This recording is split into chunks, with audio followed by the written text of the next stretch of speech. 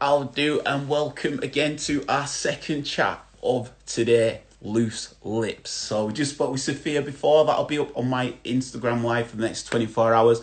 And then what I will do with all the chats is upload them onto my YouTube channel, which is Pop Cult Chic. So go onto YouTube and catch all the back catalogue, including the one which is about to come up with our gent Tom Grainger. He's just sent the link, so we'll align ourselves.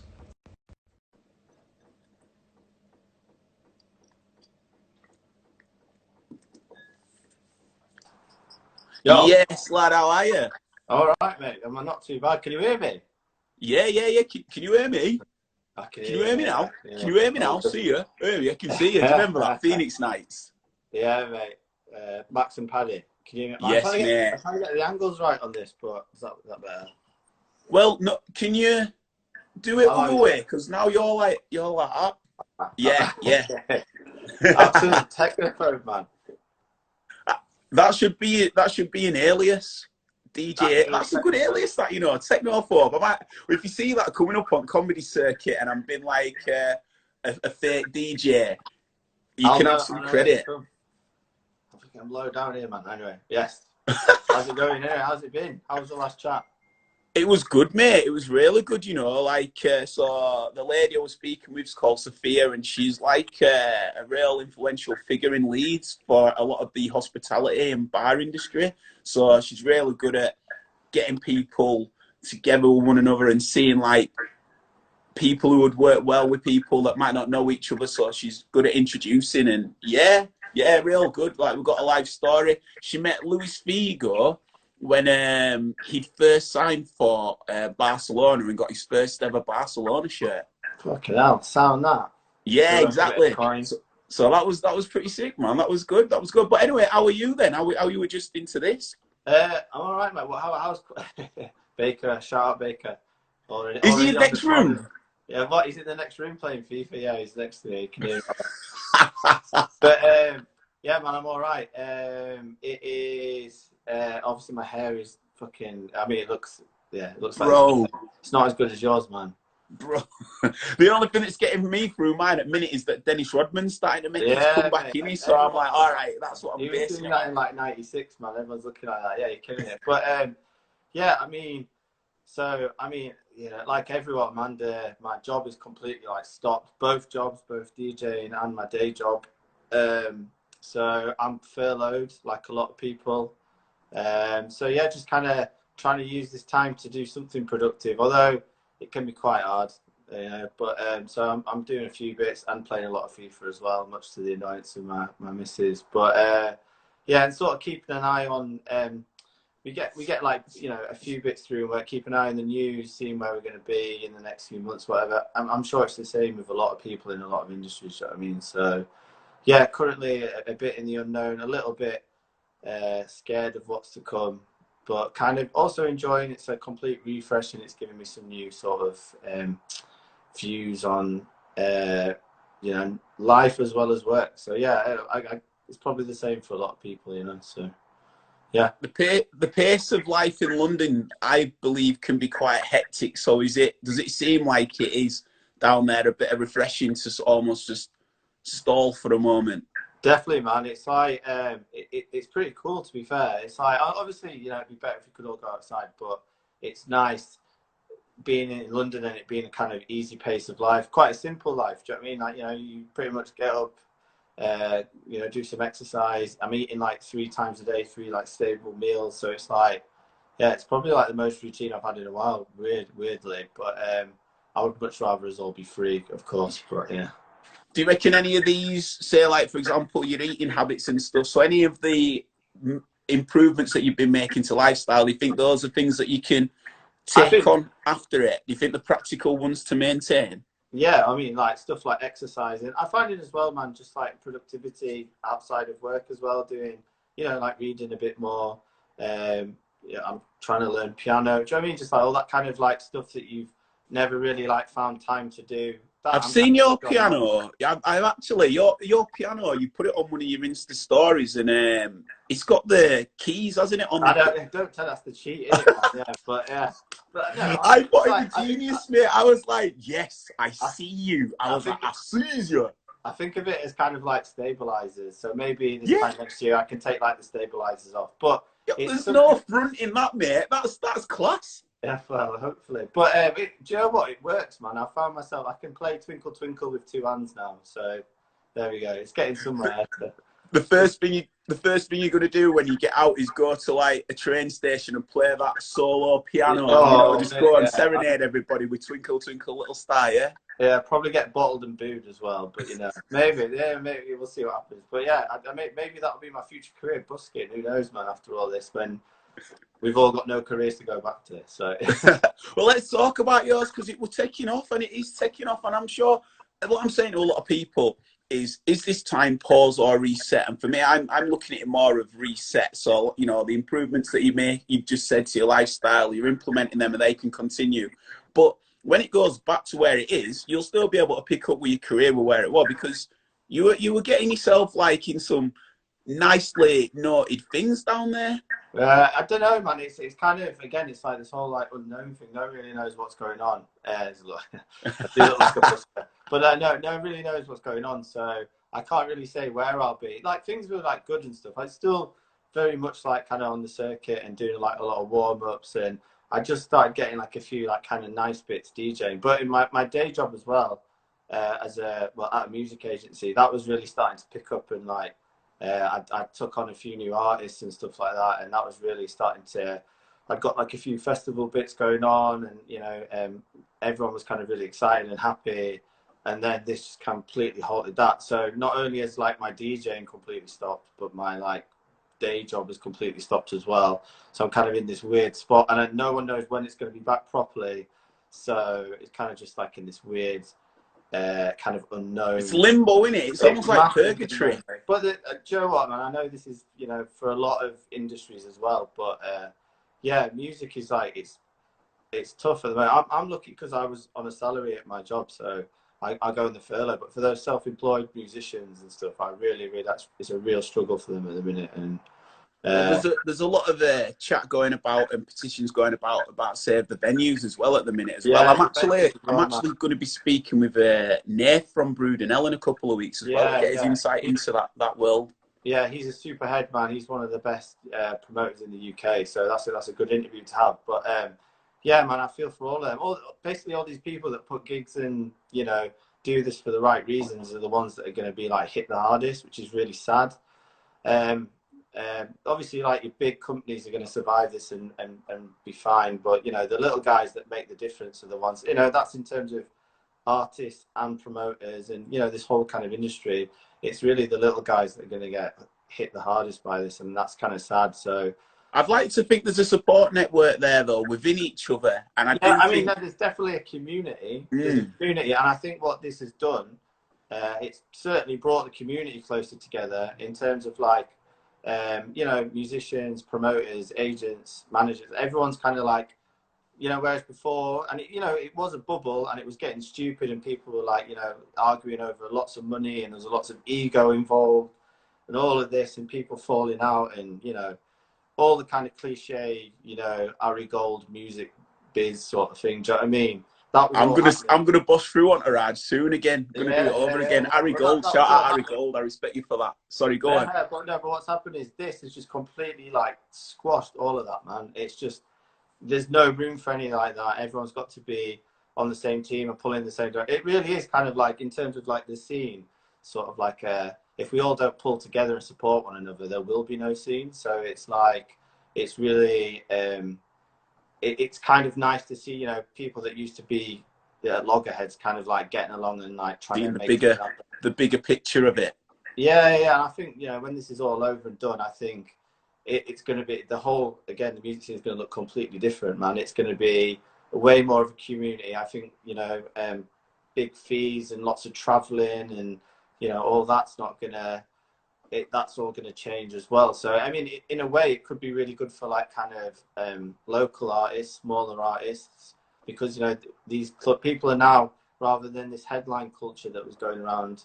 People are now probably, you know, they're just itching to get to a club, and you know, and if everyone's playing, whoever's good, you know, they're gonna go for the vibe rather than paying like 20 quid to see a big headliner in a big venue. So I think there's so many things that are going to change, and you know, it's horrible right now. But as you know, if you're like a smaller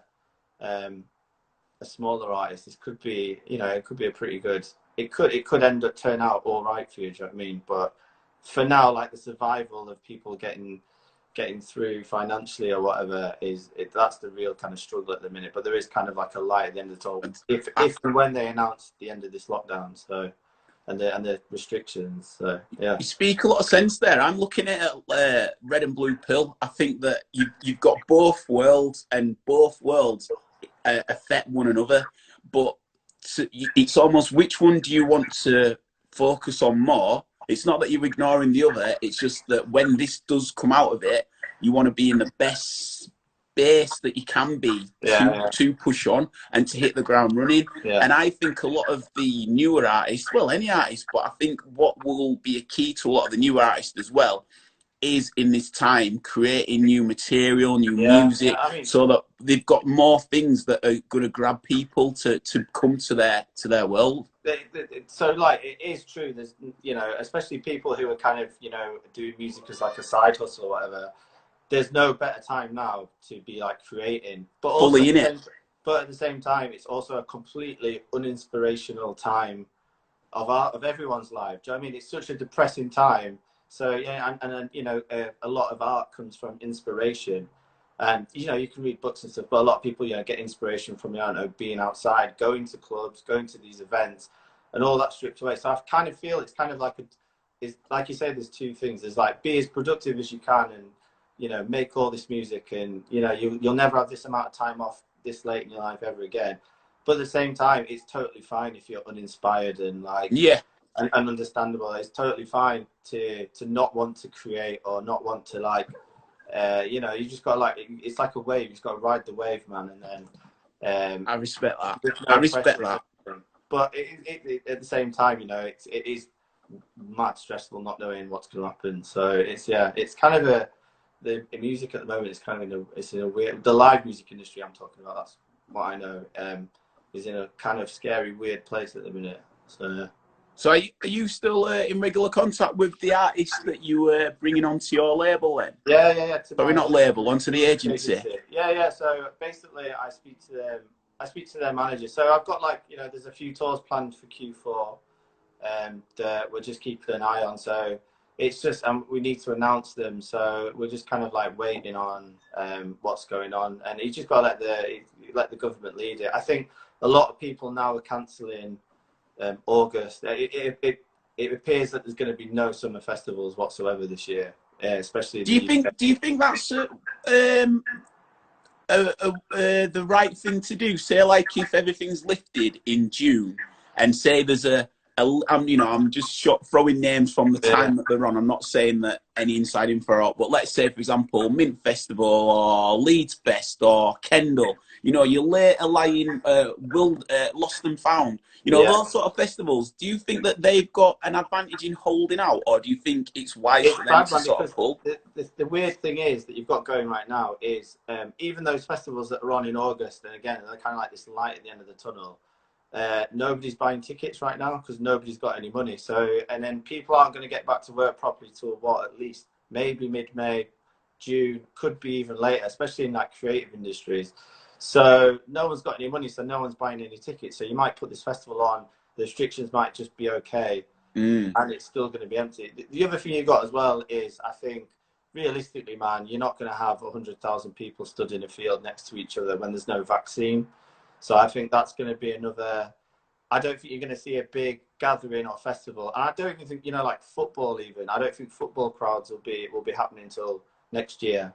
It's sad, and it's literally my livelihood. Like, you know, both live events and I love football. And I don't think they're going to be back to normal till there's a vaccine, and that's not going to be for 18 months.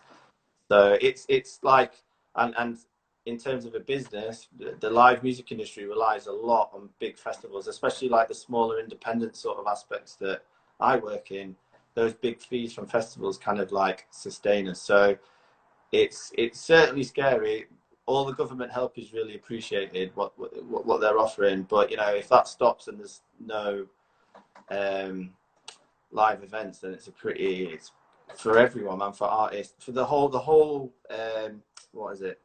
The whole world of it. It's just going to completely, yeah, it's pretty bleak. I don't want to be too like bleak about it, because the flip side of this is, so bigger events won't happen, but smaller stuff might happen. So that means, you know, like smaller clubs and all that kind of thing. So that might still go on, and that, you know, it's like I think in some countries it's like less than 500 people, so you could still have like small, like little events, and you could have like, you know, cool, like, you know, Mint Club or whatever could be open. Well, it's gone now, but you know, Formula, yeah, Wire or whatever, Wire or whatever, you know, that could be open. So it's like, yeah, it's not all total doom and gloom. There could be the chance of like we can still go party, but I think festivals are gone. Yeah, that's just not. And I think even, you know, you're talking about August or whatever, I think realistically they're gone as well now. So I think you're looking at next year for kind of that sort of stuff. Yeah, it's just the way it is, man. This thing's ridiculous. Well, it's awful.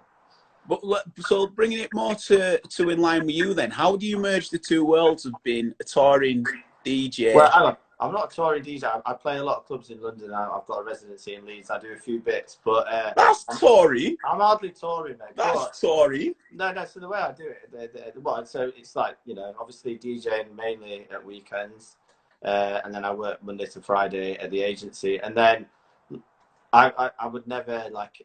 I've made a lot of contacts in both worlds that I kind of like bounce off each other, that I use in, like, you know, for DJing, and, you know, I use for agenting as well. So it's like, it kind of sits nice. The thing that I try not to do is, though, I don't try to cross wires too much, because in my agenting world, I do very much like live bands and stuff like that. I don't really mess with DJs, whereas obviously, because I don't want to like conflict interest or anything like that. Or if I represent a DJ and I'm getting better gigs than the DJ, I don't want to piss them off. Do you know what I mean? So it's like, yeah, that's the kind of way I balance it. Kind of keep them separate, but sort of use them at the same time. Yeah. So how do you go around spotting these artists then? How do artists potentially approach you? A bit of A&R, like how would they get on your radar? No, so we get approached quite a lot. A lot of it's just like, I don't know, like so we work with like a lot of managers at work. So it's like we'll get like tip-offs from managers, or, you know, people that are on good labels. Kind of will. I'll check them out, or if I do a good job for one manager, more often than not, they'll like recommend an artist to me, and it kind of just gets a very like you know, like face to face, you get along with someone, you know, it's very much that kind of you get a good vibe off someone, and then you like start working with them, and obviously you have to do a good job as well, but it's very much like a people industry. Do you know what I mean? It's very I can see the trolling questions already. I prefer working from home here. But yeah, so no, A&R is it's a lot of like tips, a lot of digging as well. Sometimes you just go through SoundCloud. I know loads of people that have just like been found on SoundCloud, but more often than not, if you want to like, you know, do bigger stuff, it's mainly from like tips or like friends of friends or like people I've worked with and stuff like that. Yeah. What's your regular role within the agency? So I got two jobs. So I work.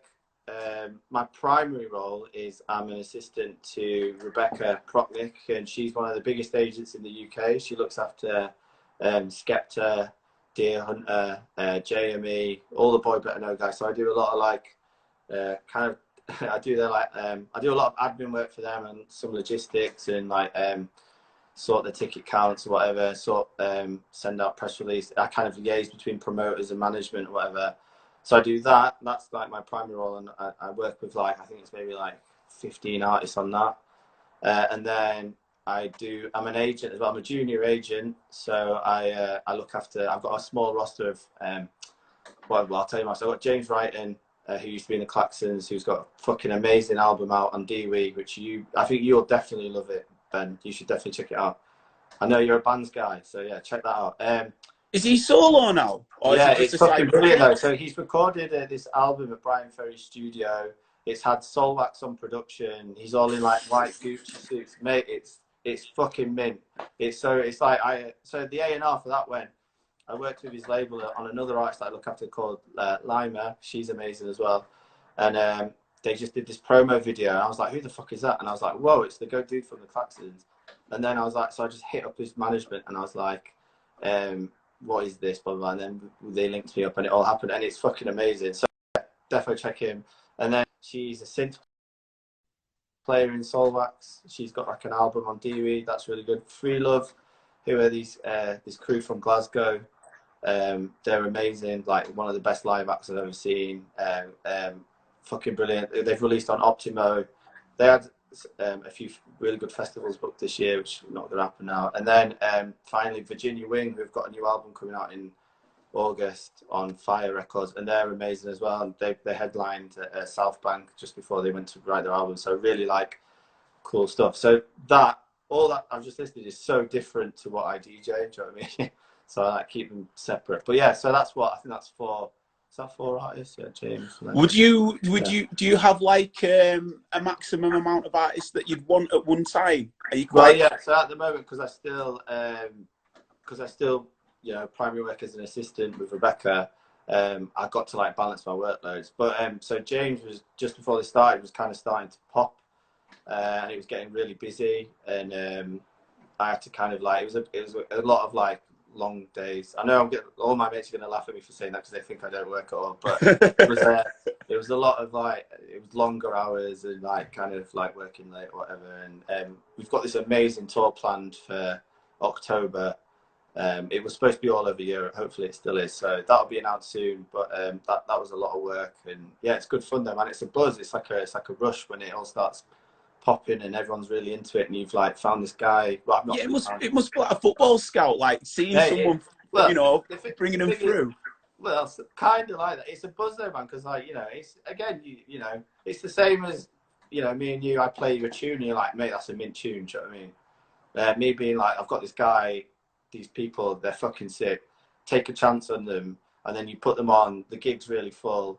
Everyone's buzzing, the reviews come in and they're all loving it, and it's just like a rush, man. It's like, this is amazing. And then you see them go from like 100 cap to like 500 to like 1,000, and then before you know it, they're absolutely massive and headlining this and that. It's like it's a real rush, man. It's sick. Do you have a video diary?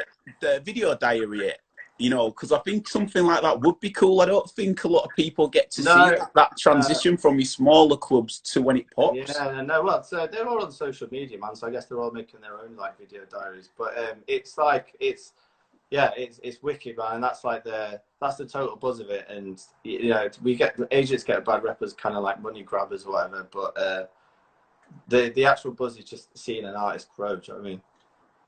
I'm just reading the questions out. Yeah. For artists. Good multitasking.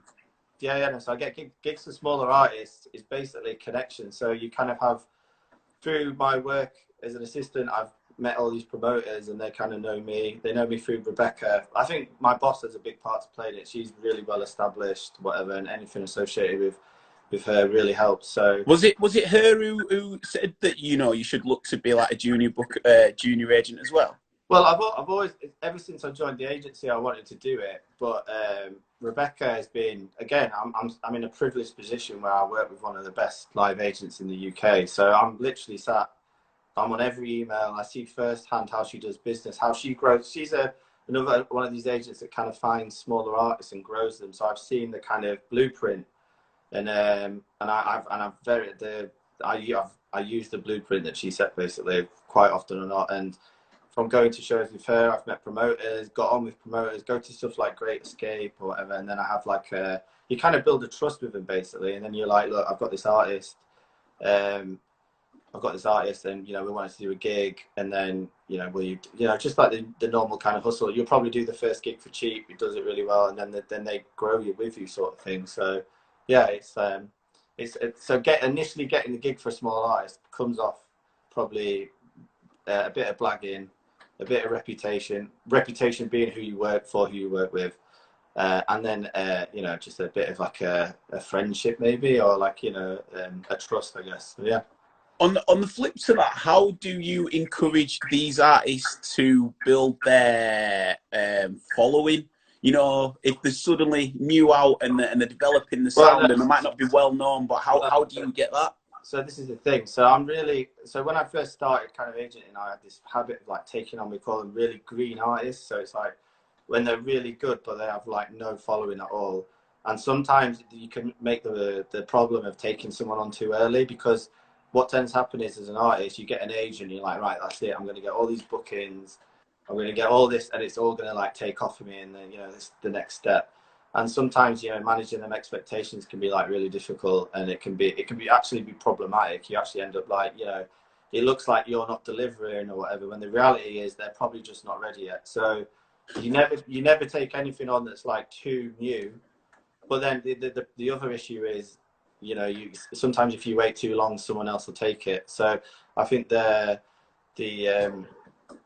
window has got a lot more like kind of independent agencies have started up. That window's got a lot smaller, and you've got to really kind of like work out. But that's kind of like roughly what happens. So, yeah. Yeah.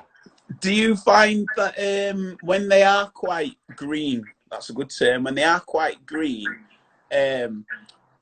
is there like a level where they could sign with an agent who's good with handling, that Green level, artist. and then they build them up to a bit, and then do you then go in and swoop? Like, I've always wondered the world of the agent and the hierarchy, and also off the back of that, with the sort of hierarchy of different agents, could you also specify the difference between like management and agents and the different roles that are played, please? Okay, so a manager, an agent is solely responsible for getting an artist live shows. So it's just live shows, and then those live shows can be like corporate live shows where you'll do like a Christmas party for someone or something like that, and then we negotiate the fees, blah blah, take a percentage, and then that's it. That's literally what we do. Management is pretty much everything else. So some managers deal with like the recording and releasing side of an artist, so which is obviously like music videos and stuff.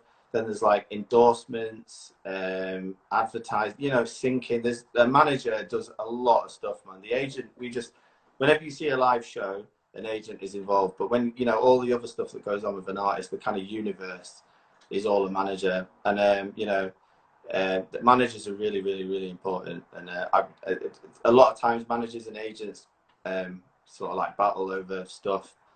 But would you say that's quite a key relationship as well, because you've got to get through the manager to get to the artist?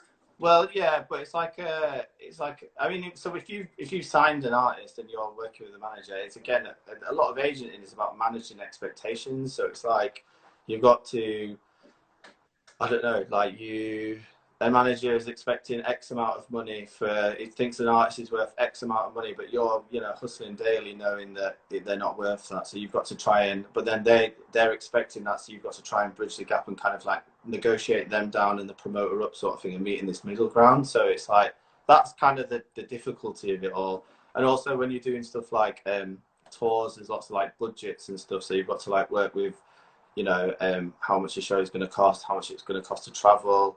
And then you've got to kind of like weigh that up with how much the ticket value it's worth and how much a promoter is willing to pay. So there's all kind of little aspects you have to think of. But so that's kind of what an agent does. What was the other bit? I can't remember, man. I got lost there. No, the other bit was, so with the hierarchy of somebody who's a bit green. So there's your big agencies. So you've got these are like William Morris, for example. I think they are massive. They've got offices in like LA, London, or what have you. There's another one called Paradigm, who are really, really big.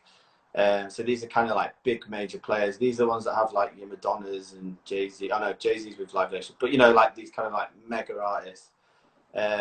So what tends to happen is small like independent agencies like what I work for will kind of find the artists, the newer sort of artists, and then they get to a certain value, and then these bigger agencies will like try and swoop. But what happens at the difference between like an independent agency and a bigger agency are very much like money and numbers and very corporate and very, like targets and like, and they're not really like a tailored sort of service. They don't really think about positioning or like, for example, say Glastonbury offered X amount, but Reading and Leeds offered this amount, but you couldn't play both of them together. So a corporate agency would probably go, well, who's paying the most? Whereas Yeah. like we like to think, oh, what's actually better for the artist? So Yeah. what means more, what's nicer, what's a better fit, what helps in the story. So that tends to be the difference between the two.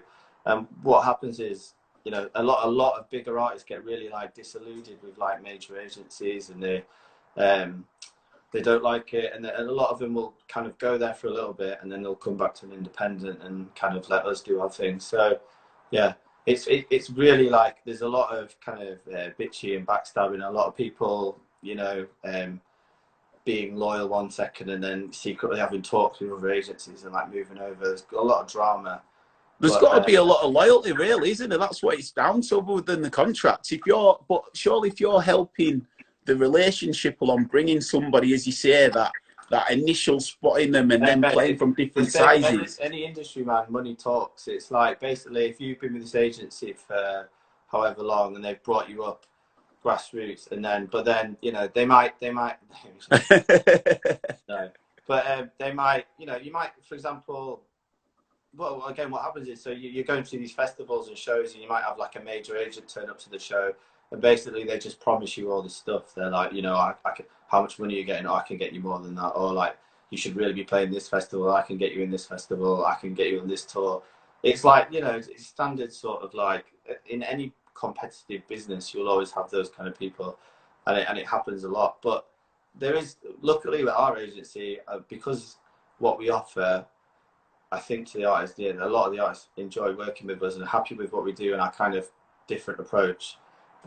We don't really suffer with touchwood. We don't really suffer with that much, but it still happens. It happens everywhere, and it tends to be if you've been with an agent for a long time and you need to like freshen it up or whatever, or you get a new manager. Kind of the first thing they do to like freshen it up is get a new agent or something like that. So you're kind of fighting against those wolves a little bit as well. So yeah. I've got a mate from work comment here. I'm scared that I'm saying too much. But It's all good. You're not naming any names, and it is a good insight because I think a lot of people don't get to see the goings on a lot behind the scenes. I mean, do you find that the agency that you're working for, because they've got the loyalty and they've got some of the biggest names in world music, is that now a chance for them to become classed as a major? Like, yeah, where's the difficulty with that? With sort of remaining independent but still becoming of such a notoriety that it looks like you are a major? Yeah. It's like, I mean, again, man, it's the same question that record labels have. Do you know what I mean, about the indies and major labels? What's the aspects that make you different or whatever? But I think more than anything, man, if you're a big artist on an independent agency, you're going to be not the focus, but you know, you're going to be tailored to, and you're going to be looked after, and you're like the big person on there, and you know, you matter. Whereas if you join a major agency with loads of other big artists, you just become like a small fish. Do you know what I mean? And it's like you don't get the attention, and then as soon as like, you know, as soon as you're not hot, you'll probably get dropped. Whereas like, you know, with an independent, they tend to be more loyal or whatever. So you know, we're there for the ups and downs. You know what I mean? It's like, you know, you stick with your artist or whatever, and yeah. I So tell you off the back of that, what's cool, and I'd like to use an example because he said this on the label. He's a JME in the way that he released his last album. I think that a lot of majors would have been like, "What are you doing? Like, that's never going to work." But to give somebody, so would you like to go into that for people that don't know how we released it? Oh, man, Jamie, everything Jamie does, so he's been working with Rebecca, my boss. He's been working with her for, I think it might be 15 years, might even be longer than that. Since the start, man, since the very, very start of Grime, Rebecca has been representing Jamie, and everything he does is completely his own thing. He doesn't like, he is completely his own person. He doesn't conform to anything. He won't even, like, you know, I can only imagine the amount of money that's been dangled in his face for major record label deals, for sponsorship, for, you know, all the kind of stuff that all, you know, you've seen all these, like, someone like Stormzy has done. You know, I reckon Jamie's had all that dangled in front of him years ago. And he said no, because it's not what he's about. He doesn't want to do it. He is a truly independent artist who doesn't play by any rules. And this is, you know, from a business side, it's you know, sometimes decisions you're like, wow, you're really missing out here, but he doesn't care. He's totally his own thing, and For the art. yeah, he's amazing, man. He's absolutely incredible, and he's an inspirational guy in all aspects of life as well as musically, and he's a lot, you know. I mean, just read his Twitter feed, man. The guy's way of thinking is incredible, and it's really refreshing, and like he's a fucking lovely guy as well. So yeah. Could you talk us through then the process of the last album and how it came to that he just wanted to release it on the formats he did? I'm not his manager, and I'm not really his mate, so I can't really tell you loads. But what he did was he wanted to release an album, but he wanted these videos to accompany it. So that this time last year, he was like, I'm not releasing an album, but I'm going to do like a cinema tour, and he did this tour of cinemas. He's like, I want you to witness these videos how they're supposed to be witnessed. So he did this tour of cinemas, and then he was like, I'm not releasing my album because on Spotify because I don't want it. And then I know eventually it's out now, but he just like completely played the game, and all this kind of anti-establishment stuff kind of added to the hype. And the album and videos are like fucking great, man. Like really, really good. And I think some of them might be on YouTube now, but anybody who's not seen them, go check them out. And all self-produced, all collaborated with director, but you know, it's his vision, no compromises whatsoever. It's exactly how he wants you to see and hear it, and it's brilliant, man. It's really, really, really good, and it's wicked. Everyone should go check it out. So how does working around these sort of people, and especially in the role you do, how does that impact your own career? Not in the sense of how do they complement one another, because we've sort of covered that, but the skills that you're taking from the role that you win, how are they impacting how you go and tackle your own career?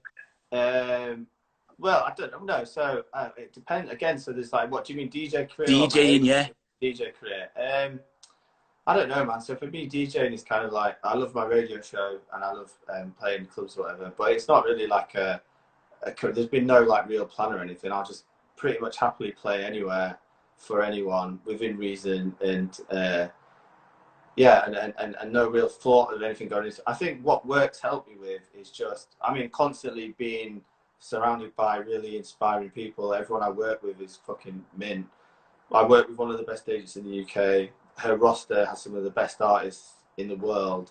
So like, I'm on front row for a lot of this. So I see firsthand, you know, and then I go to these shows and I kind of like, you know, with them a little bit, or whatever. So you know, you feel a bit of the magic, and it's like, it kind of all adds to this thing of just like loving, I guess, what everyone does. Everyone loves music, isn't it? And it's just, it makes it all like, it's worthwhile anyway. But it's brilliant, man. And it's just, it gives you the drive. Do you know what I mean? Just being around these people all the time and working at a successful company, and then, you know, all the DJs on Rinse are amazing. Playing clubs like the Cause with all these amazing local DJs, and it's just like, it all just adds to this drive and buzz, and you just want to be part of it. And it's wicked, man. I want to lean on Ando's question there, because I sort of think that the skills that you're garnering, could you see yourself being your own agent? Because you're developing the behind the scenes of... You can't be your own agent, man. No? It's like a bit of like I mean, like if I was, you can like hustle yourself and stuff and be like a bit of an ask. There's nothing wrong with asking, but in terms of like repping yourself, although there's two famous DJs that apparently do it. So the first one was DJ EZ. So he used to do a thing where it was like, he would put a different name on a Gmail account and negotiate his fee or whatever, and it was actually him. Wow. And yeah, so it'd be, you know what I mean? So you thought you were talking to his agent, you were talking to him. And then Omar S apparently does it as well. He's another one. So they're the two that I've known that successfully do it. But then even then, they change their names on their emails. So it's still not like, yeah, it's kind of, I guess it's a bit of a faux pas. I see also, you know, if you're negotiating fees or whatever, it's a bit, I don't know. Yeah, it's not really the done thing. And I think as well, if you're representing yourself, you kind of more, it gets a bit matey, doesn't it, or whatever. And I don't know, it doesn't really look it's not really right. Although I have by all means, I've hustled, but I've not been like my own agent sort of thing. Yeah. So can you talk us through some of the residencies that you have with your DJing side? Well, the only real official residency I have is Canal Mills, which doesn't exist anymore. Obviously, Rinse FM. So Rinse FM happened through. I'm official resident of Rinse FM now. That happened through my boiler room that I did with Scream. One of the guys that works at Rinse got in touch, and then I did a few test shows, and then that went really well. And now I've got a Muxie on there. So yeah, that. And then I play a lot of the Cause in Tottenham, which is like a really cool club. I'm not like a proper resident, but I play there quite a lot. Where else? I'm just about to be announced as like a club in Hackney Wick called Number 90, which I'm about to start doing a regular thing there. But this is all just from a lot of it's coming from a Rinse show, I'm not gonna lie, but it's kind of just being about, man, and then speaking to people, getting to know people. Yeah, I guarantee it's exactly the same grind that you do in Leeds and Manchester as it is down here, but because it's in London, you're exposed to these like people that work at like cool clubs or whatever. So it's exactly the same kind of process.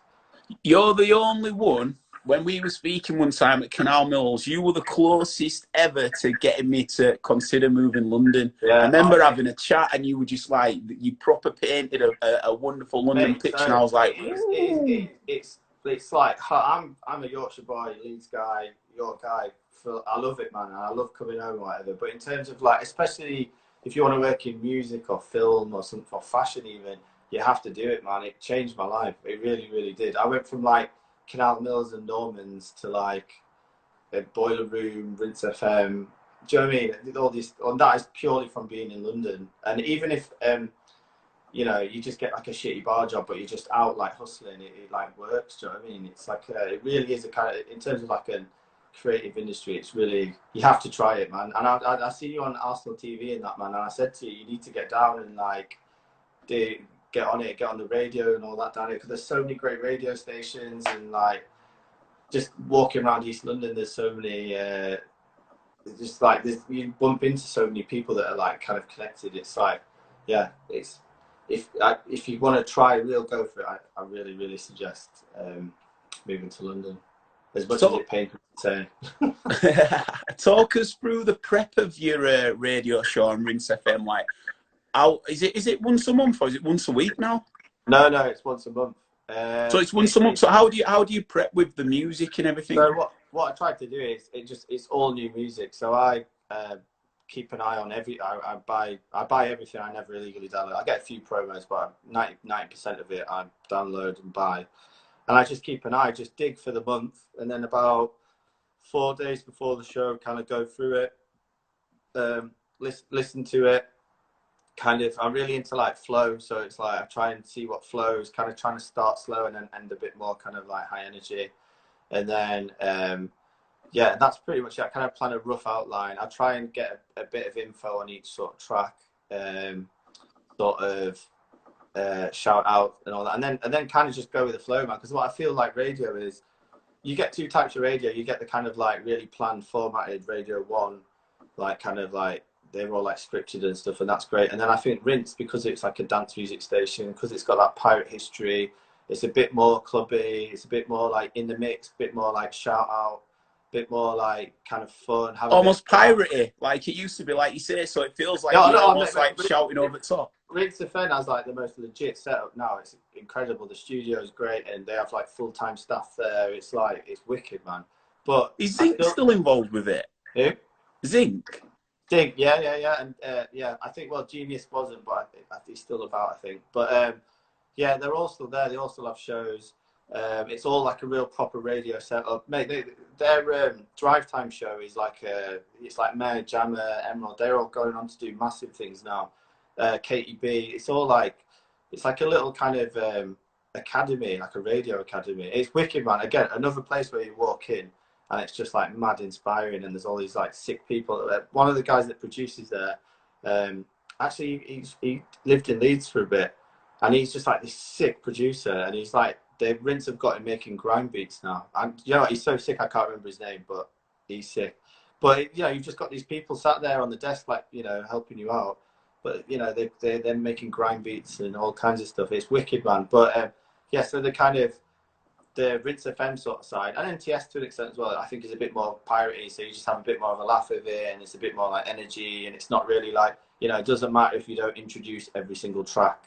you kind of just like play it by ear and do a bit of shout outs and have a laugh. And that's why I love it, man. It's like, it's planned, but it's still kind of fun. It's not totally like rigid. So Perfect, brother. Well, the final one from me then is, what was it like to play Beat Hotel Glastonbury?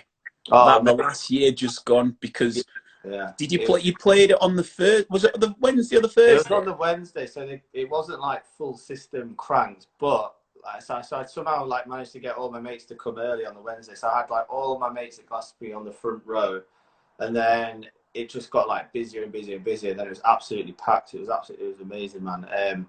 Yeah, so I did. So actually, one of the guys that runs used to own Canal Mills Blackledge. He runs the event in Morocco, which I did last year, and I played that, and then I got on well with the Slash. I got on well with Slash. I sort of blagged and pecked him a little bit. I was like, mate, I played in Morocco at fucking Min. And I was like, that was so good. Let me do Glastonbury, kind of like half joking. And then I was like, just emailing him, probably annoying him a little bit. And he's like, go on then, you can do Wednesday. And then he gave me a wicked slot, and then managed to get all my mates in there by the skin of their teeth. Not like get them into the festival, just got them into the Beat Hotel. And it was absolutely class, man. It's definitely one of the best things I've ever done. And it was, hopefully I was going to do it again this year, but obviously now that's cancelled. So hopefully I'll do it again in 21. But yeah, it was amazing, man. It was so good. Glastonbury's magic, innit? It's the best thing in the world. I think it's the greatest place on earth. Yeah, I think it's like, when you're like a kid, like Christmas is like everything. And I think when you're like a bit older, literally I got the same like butterflies for Glastonbury as I did for Christmas when I was like 5 years old or whatever. So yeah. PJ, DJ, yes. Yeah. I tell you, I DJed in my PJs there as well. That's where it started. I tell you what I love about Glastonbury is on the drive down, and I like to wind window down and just let that Glastonbury air. That it's proper. There's something magical in the air there. The best, man. It's such a buzz, and everyone is so like. I mean, we're like the millionth people to be like babbling on about Glastonbury, aren't we? But I mean, it's something else, man. I'm gonna miss it loads this year. But yeah, how many times you been? You've been loads, haven't you? I've been. I think I counted it up. I think I've been 9. I'm going to be my 10th. What was your favourite? Were you there for the Kanye year? That was one of my favourites. I weren't there for Kanye, you know. That was my first year. Chad has never been. You go every time. So me and Chadders were speaking about it. With his helmet on every time. Do you think next year's still going to be classed as the 50th? Oh yeah, it'll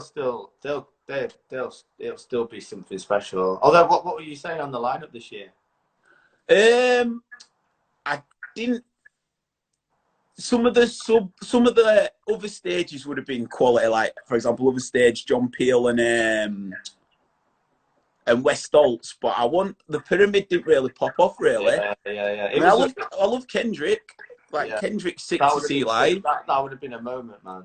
Kendrick. I think Kendrick would have been able to do on there what I felt, and I wasn't there, so it'd be good to get your opinion. But I felt Kanye dropped the ball. And the thing is, right, so we were like front row, so it was the best thing I've ever seen in my life. And all like the gaps and all like the lights going off and all the guy running on stage, all added to the drama. It was just mint. But then when I watched it on the iPlayer afterwards, I was like, I can maybe see why people who weren't there didn't really think it was great. But being there and watching it all, it's one of the best things I've ever seen in my life. It was incredible. Yeah, that makes the difference. When you're there and you're around it, it completely makes the difference. But for me, I think I went to see Kendrick in Paris a couple of years ago, and I just think he gets the whole stage show. I felt what Kanye missed out on was it were too like that stage is bigger than anybody. I was there when Jay-Z played it, and Jay-Z really acknowledged that it was Jay-Z at Glastonbury, whereas I felt Kanye was like, I'm Kanye. Yeah, I think so. You know the lighting rig that he had. Yeah, I think that was a nod to Queen. I think, but did Queen ever play Glastonbury? I don't know. No. There was a nod to like iconic British stadium like act sort of thing. But I don't know. He's come out after and probably come up with that after watching it. He's blagging that. I'm telling you, bro. What were the that thing that he got on that like cherry picker or whatever they call it? Was that for everybody who's ever done scaffolding in their life? Maybe something like that. I won't put it past him, but yeah, it was amazing, man. But I think that's your first is always the best, isn't it? I think that was my first time there. It was fucking unreal. 07. I agree. My first was 07, and Kasabian and Arctic Monkeys on that, and Block Party, to be fair, on the Friday, they tore it up. And then on the Sunday, the first time I saw Chemical Brothers, and it was just like... Yeah, I've seen Chems twice at Glastonbury now. That one just gone was like... Yeah. Man. So that one just gone. That one just gone, right? It proper, like, realigned my DNA. Like, I felt like my insides, like, changing. Honestly, it was the most magical experience. It was amazing, man. Because it was like all the euphoric ones, wasn't it? You know, like the real, like, kind of like hairstandy, like euphoric Chemical Brothers tunes, like one after another. And then that new album just kind of like fits it so well as well. The new album, exactly. The new album really, like, sometimes when you see them, and when the album's been good, but it's not had as many like bangers like the new album, it sort of like feels like it's segments. It's like you want them, then it slows. But the new ones, it really like joined it together.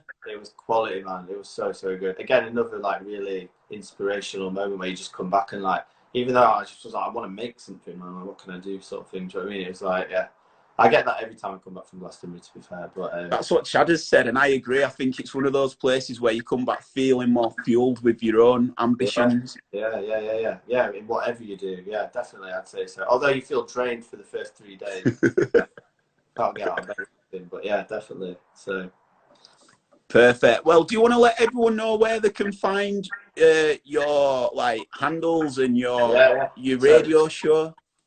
Rinse FM, I think it's, I can't remember. I think it's the third Wednesday of every month on Rinse FM, 12 o'clock till 2. And then Insta Grainger is my Instagram, which everyone's got here, Insta Grainger 88. And then Facebook Grainger. So in terms of DJing, I guess when it all starts back up, I've got a few bits coming. Hopefully some music. Now, I'm actually trying to like do something in this time off to like... hopefully like some form of release or something by the end of the year. Hopefully that's the kind of game, that's the goal. And then more radio.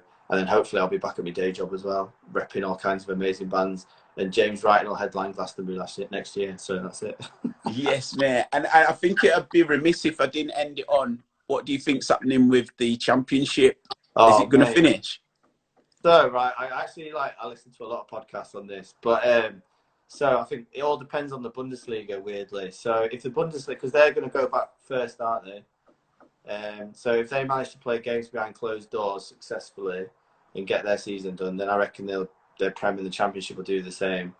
If they do that, they will go up. If they don't, then apparently they might do it on points per game, which if they do it on points per game predicted, like they do, you know, when they do like the weird computer models or whatever, then Leeds still be top. So Leeds in the Premier League, whatever happens, basically, is going to happen. Good man. You keep safe down there, brother. Nice one for chatting. No worries, mate. Thank you. Respect to you. Keep it up, man. Respect. Mate. Big love. Thanks. Peace. Bye. Respect for everybody in the group who are getting involved with the comments. Sorry if I couldn't read any of the comments or questions out, but that was Tom Grainger. Catching up with him and letting you know how his career is progressing in London in the music industry. A good chat, as always, with my boy. Next up, we've got Luke Thompson, who is a musician, but he's also a live drawer. So if you want to hear any hints, tips, how we got into that, he's a proper cool, dapper guy. And it's definitely worth sticking about for. So we'll be chatting in 5 minutes. So come join me on the other side. Other than that, peace and light to you and yours. This is Loose Lips. I'm Ben Random. If you want to catch any of the back catalogue, go to YouTube and put in Pop Cult Chic and you can see them all there. I'll see you in 5.